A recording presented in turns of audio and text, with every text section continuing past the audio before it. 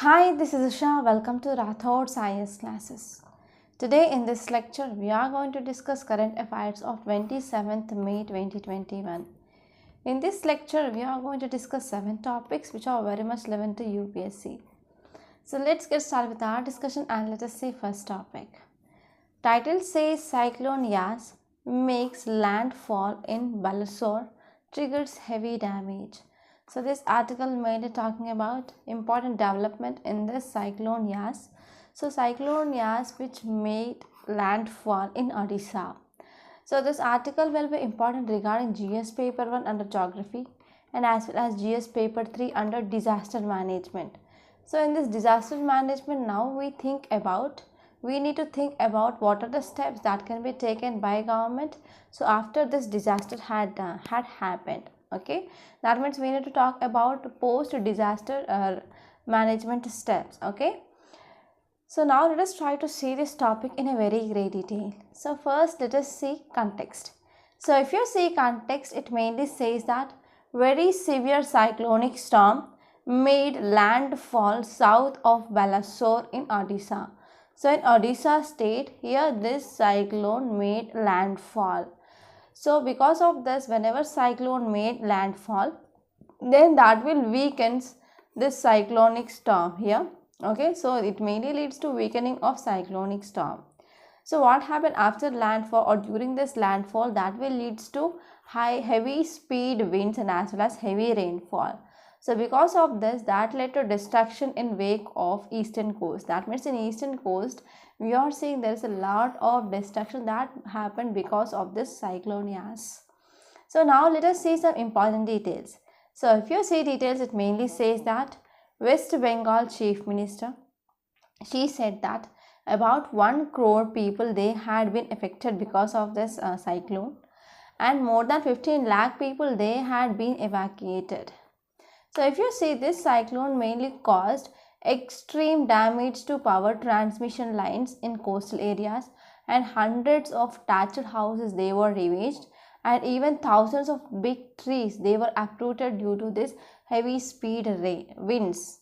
And if you see in Odisha state, coastal districts like Balasore, Bhadrak, Kendrapara, Jagatsinghpur, North Mayurbhanj, so they are mainly affected because of this cyclone. And this state has evacuated about 6.5 lakh people and inundation mainly reported in this Odisha. So this is about devastation that is mainly seen in this West Bengal and also in Odisha.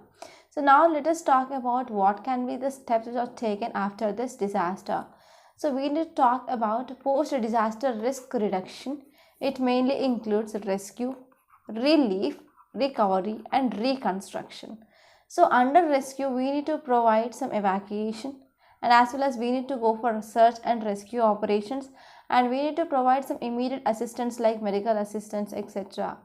And relief here is to respond to commutators here. We need to go for seeing of victims of disaster and we need to provide some relief measures like food packets or water, medicines and as well as some temporary accommodation and as well as some relief camps that can be taken under this relief. And if you are talking about recovery, so after everything is done, so we need to see how much amount of property has damaged, how many lives are lost, etc. And we need to go for assessment, okay. And later on we can go for recovery of damaged infrastructure and we need to go for reconstruction process. So these are some important things that you should remember regarding this topic. Now let us say next article. Title says WhatsApp approaches Delhi High Court to challenge new IT rules.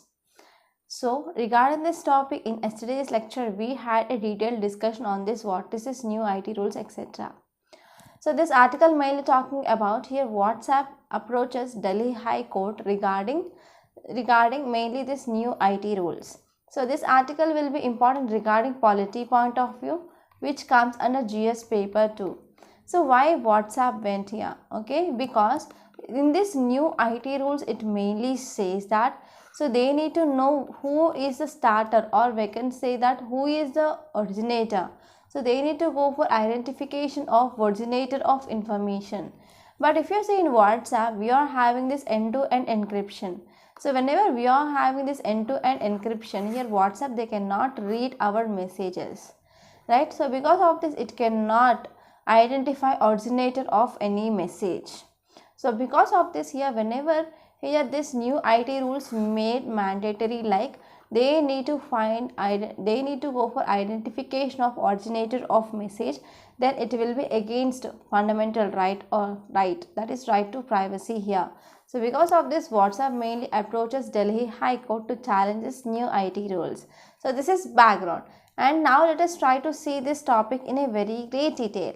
So if you see here context, it mainly says that WhatsApp has approached this Delhi High Court challenging central government new information technology rules 2021.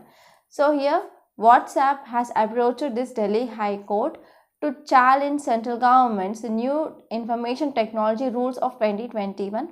It mainly says that social media platforms to compulsorily enable the identification of first originator of the information upon government or court order. So recently we are seeing that there are a number of messages which are mainly circulating, that is leading to violence, right, community violence. And we can also see that there is cow vigilantism regarding messages they are circulated in WhatsApp, and as well as some group of people they are going for taking away children. So there are some important messages are mainly circulating in this WhatsApp. So most of them is a fake messages, and as well as fake images. So because of this, that is leading to some kind of violence in many areas of our country. So because of this, we need to identify who is the originator of that information. So because of this, now recently government or court order said that there is a need for it is responsibility of the social media platforms need to compulsorily enable identification of originator of information.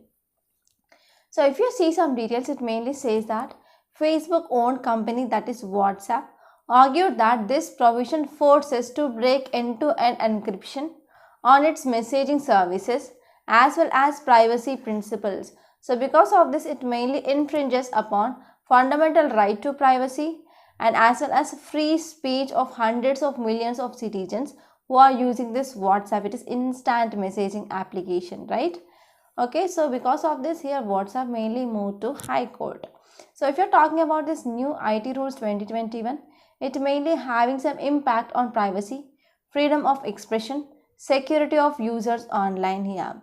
So here petitions mainly claimed that new rules seek to regulate online news portals by imposing a vaguely worded code of ethics. Okay, so it mainly says that here petitioners mainly claiming that here new rules mainly seek to regulate online news portals mainly by imposing some vaguely worded, that is code of ethics.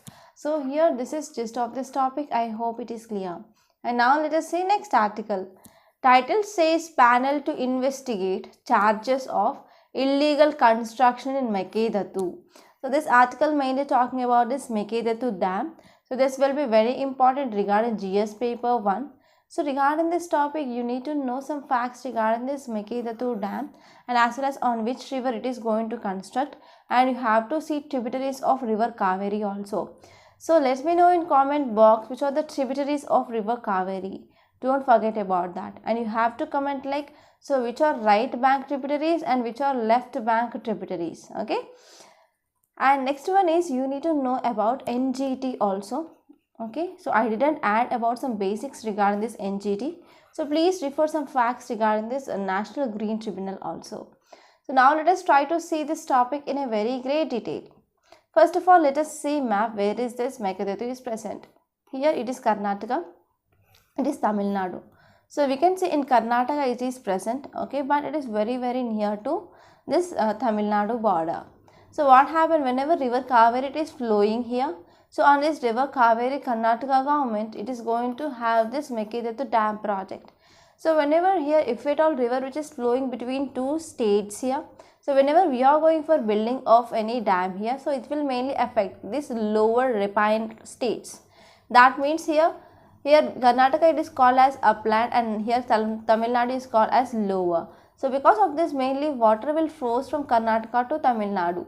So whenever here Karnataka which is building any dam to store water here, that will decrease the flow of water to this Tamil Nadu. So it is one of concern here.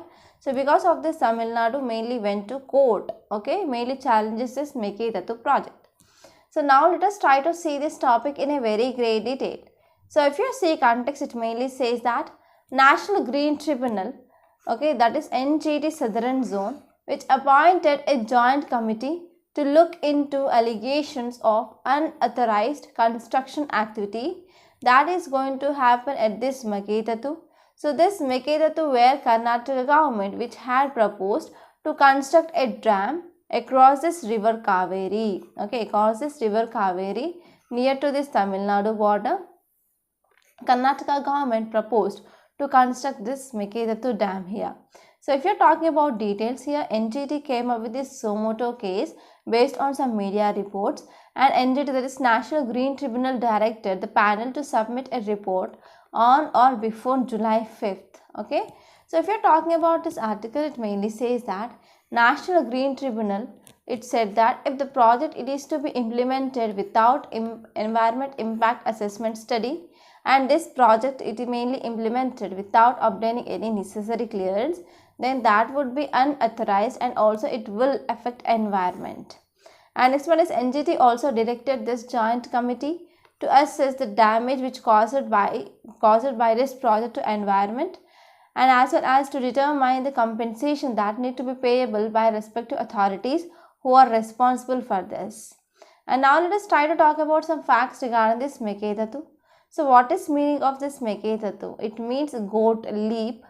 So here we can see a deep gorge is present, okay, that is U-shaped gorge which is mainly present, and this gorge mainly situated at confluence of rivers, that is river Kaveri with its tributary, that is river Arkavati, okay, Arkavati and river Kaveri.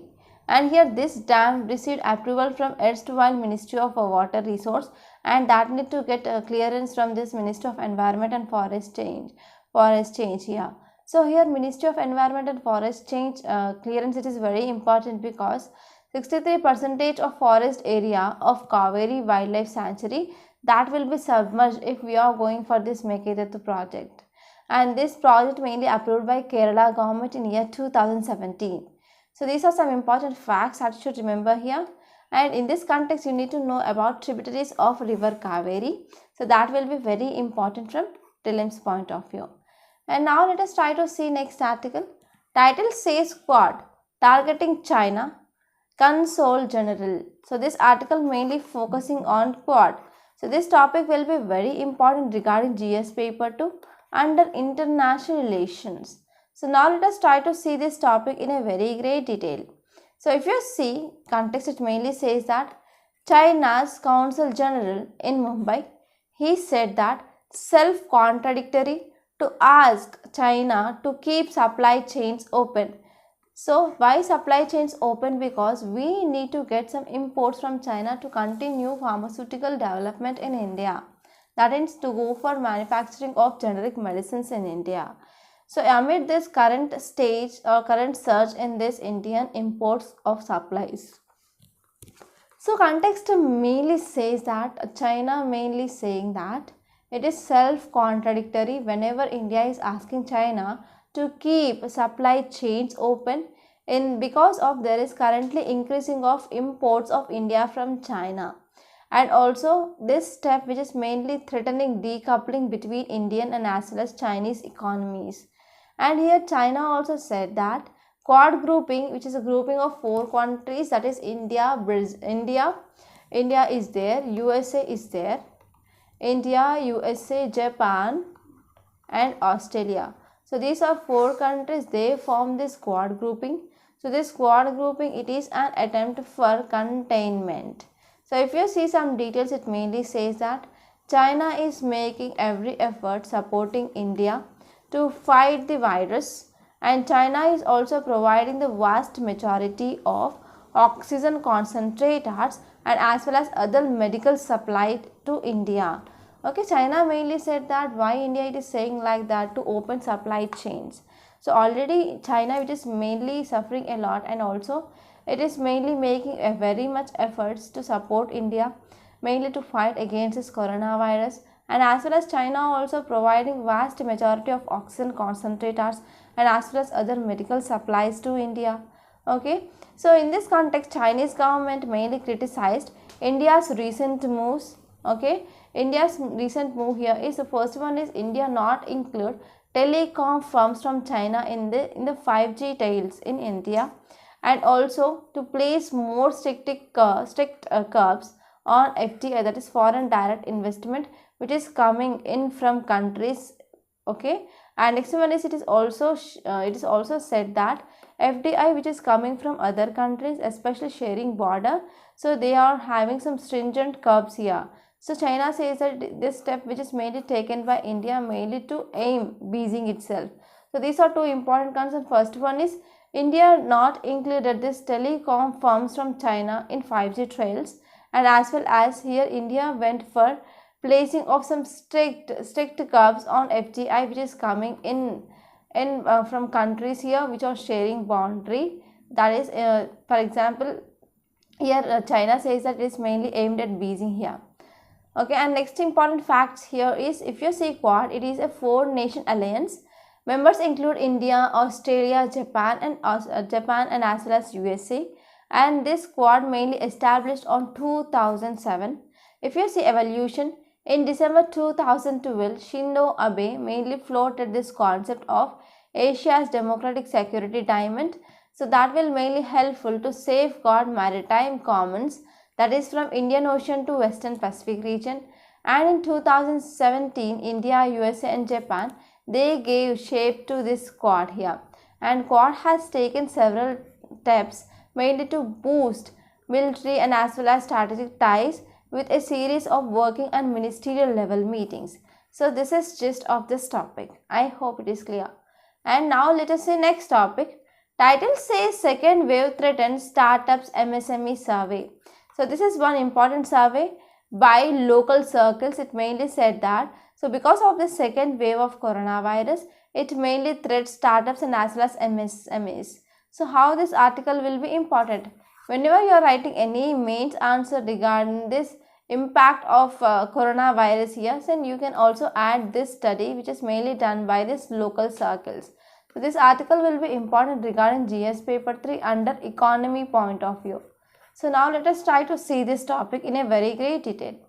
So this article mainly talking about COVID-19 and startups.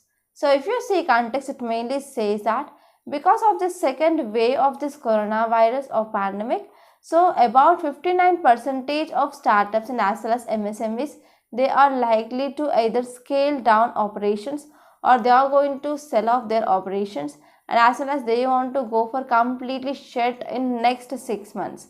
So this is context. So this data which is given according to local circles. So if you are talking about some more details here, it mainly says that survey mainly in this survey there are about more than 6,000 startups and MSMEs they participated, and they are located in 171 districts of India. And out of this survey, if you see key highlights, it mainly says that 37% of scale down of their production, that is evident, and 14% of people they might have shut down their MSMEs and as well as small groups. And next one is only 22% of startups and MSMEs they see growth in their business during this period. So these are some key highlights of this article. And now let us say next topic. Title says imperious missteps. So this article mainly talking about Lakshadweep administration. So in yesterday's article also we studied about this topic. So now let us try to see this topic in a very great detail. So this topic will be important regarding GS paper 2 under polity. Okay, so now let us see this in a very great detail. So this article mainly talking about Lakshadweep administrator. So here if you are talking about Lakshadweep, where it is located. So if you see here West Coast is present, and here in this area we can see this Lakshadweep are present, right? So if you see here Lakshadweep, they are mainly archipelago of 36 islands, and total area is 32 square kilometers in Arabian Sea. So if you see context, it mainly says that new administrator in December. Okay, So new administrator came into existence in this Lakshadweep in December, and he appears to be determined to upend land scope and as well as recast of lives of islanders. Yeah, that means we can say because of new administration which came up in this Lakshadweep Islands, so he mainly focused on how to go for development. So because of this, what happened, whatever important challenges or important issues of these people are they kept aside here. So because of this, here this new administration mainly determined to upend landscape and as well as to recast the lives of islanders here. So here recently new administrator he came up with Draft Lakshadweep Development Authority Regulation 2021.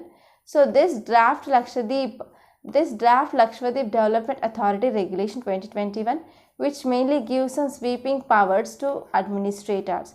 So now let us see what are those powers. So first and foremost one here is to take over land and forcibly to relocate the people, and secondly it is he can take some harsh punishment to those who resist against him, and thirdly other measures are proposed or implemented, for example regarding consumption and sale of beef. So if you see here, beef consumption is one of important parts of food habits of people, and as well as it will be also related to some cultural thing also. So here new administrator he made offense and also punishable for 7 years in prison if they went for eating or selling of this beef. And next one is who are the people who want to contest in panchayat elections. So whenever they are having more than 2 children, they are not eligible. And next one is anyone would be held in prison without reason up to a year under new Gunda Act. So under this new Gunda Act here, so anyone they can be arrested and kept in prison, okay, without any reason up to 1 year. And next one is even regarding this traditional livelihoods or fishing communities here. So here also there are some restrictions are seen here. So their sheds along this coast they have been demolished, and they said that they are violating the Coast Guard Act. Okay, and next one here is in this traditional fishland farming communities here, they has been impeded by mindless regulations here, and they are mainly denying access to coastline. Even here a traditional livelihood of this fishing communities also do not have access to go to coastlines. Okay, so in this way here we can say it is mainly violating, it is mainly against people wishes here. So even regarding these dairy farms and as well as other administration, they were shut down. So the reason here is development, it is coming but not a promise here. So because of this now there is some serious threat to people of Lakshadweep, and they are in a fragile ecosystem now. So because of this they need support here. So because of all these things now people they rise in their protest, and they came up with a rationale for carving out of this union territory as an administrative unit. So why we came up with this carving of this union territory? Because we need to protect some unique culture and as well as historical situation to their inhabitants there. Okay, so in this way we must recall administrator and as well as reassure the islanders their rights. Yeah, so this is just of this topic. I hope it is clear. So now let us see next article. So before seeing next article, I want to make a small announcement on this platform. So if you want to clear UPSC 2022, we came up with one excellent, highly beneficial and also highly economical course, that is Current Affairs Package along with the mains answer writing practice. So how this course will be useful to clear this UPSC 2022? So one thing you need to remember here is before entering into examination hall, you need to know at least 1.5 years current affairs for sure. And this is exactly right time to join this course to cover this 1.5 years current affairs in a comprehensive manner. And next one is mains answer writing practice. Many students who are especially freshers, or we can say who are beginners, they ignore this mains answer writing practice. So because of this, even though if they had cleared prelims, they cannot clear mains without proper answer writing skills. In this course, we are mainly focusing on how to improve your answer writing skills. And next important thing here is please don't take this course as a choice. Try to join this course. So if you join this course, we also conduct prelims test on every Sunday at 10 o'clock, and we also provide this video explanation. So this course which is mainly designed as per demand of UPSC. Okay, so finally I want to say one thing, please don't take this course as a choice. Try to join this course as soon as possible and achieve your dream of clearing UPSC. So for further details, link which is given in description box, so please visit that once.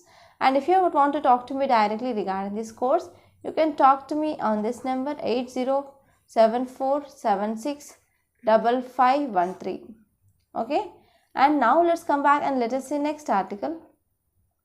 Title says tackling rural economic distress.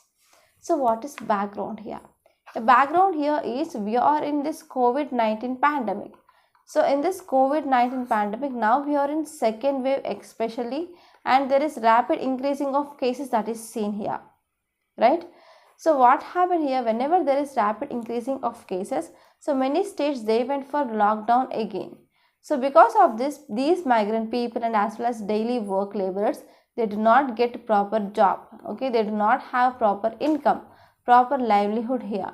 Okay, so because of this, we need to give some protection. Like we need to take some necessary steps like strengthening of public distribution system and as well as MG Naregas. So this is some background here. So now let us try to see this topic in a very great detail. So this topic will be important regarding GS paper 2 under governance point of view. So now let us see one by one in a very great detail. So this article mainly talking about MG Naregas and as well as public distribution system. So because of this COVID-19, there are several states, they are under lockdown again now. So because of this, now we can experience there are several implications. For example, livelihood they are lost and adequate evidence of migrant poor workers here. Okay, so there is no proper livelihood or no proper income for this migrant workers, and they are mainly facing distress now. So if you're talking about some data regarding these workers, so Right to Food campaign and as well as Center for Equality Studies recently published one report, that is Hunger Watch report. So it mainly compared about pre-lockdown situation in this lockdown situation regarding their food intake. So if you see survey, it mainly says that including this survey mainly included about 4,000 respondents across 11 states, and these 4,000 respondents, they are mainly exposed to the life and as well as livelihood uncertainties of people who are belonging to lower income and as well as categories of informal sector. So here this sector mainly done survey, this survey mainly includes about 400 respondents here. So these 400 people, they are selected from 11 different states. Okay, and they said that these people, they mainly expose some life and as well as livelihood and livelihood uncertainties are very much common in this COVID-19 period. And if you see in October 2020, 27% of respondents, they had no income at all, and 40% of respondents, they said that they had the nutritional quality of food which had become much worse because of this COVID-19 pandemic. And next one is 46% of respondents, they said that they had to skip more than one meal at least once in a day in October 2020. Okay, and next one is migrants, they have again become vulnerable to the lockdown and as well as through different cities also. And if you see here regarding this migrants, some migrants people, they reached their hometown. Some people, they stranded in different parts of country without any work here. So because of this, mainly to give some help to the stranded people, so the Standard Workers Association network is present. Okay, so this network will provide a group. This Standard Workers Action Plan network mainly contains a group of individuals, and they are mainly helping some distressed migrant workers here. Okay, finally they are reaching out of these workers who are providing some. They are mainly providing some special help for these people. And if you see in this context, what can be done, what is need. So first one here is we can take some steps regarding this public distribution system and as well as MG Narega. So now first let us talk about this public distribution system.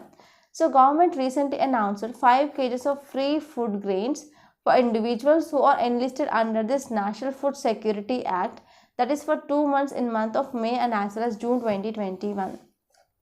So now this need to be expanded here we need to include all eligible households and as well as all eligible people under this scheme here. So why we need to go for including of all eligible households? Because there are about 100 million people, they are excluded from ration distribution system, that is public distribution system, which are mainly based on 2011 census.